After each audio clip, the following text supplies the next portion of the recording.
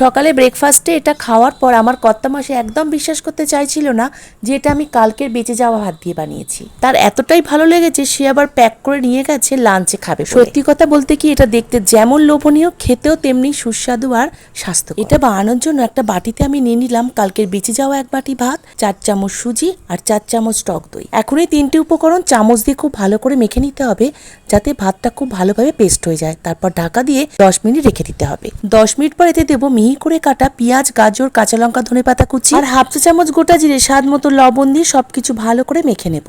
এখন হাতটা পরিষ্কার করে ধুয়ে হাতে অল্প তেল লাগিয়ে মিশ্রণ থেকে অল্প মিশ্রণ তুলে গোল করে চ্যাপটা করে নিতে হবে। তারপর তেল লাগিয়ে রাখা প্লেটের ওপর রেখে দিতে হবে। দেখতেই পাচ্ছি আমি সবগুলো তৈরি করে নিয়েছি। এবার এটাকে স্টিমে বসিয়ে চাপা দিয়ে মিডিয়াম ফ্লেমে কুক করতে হবে।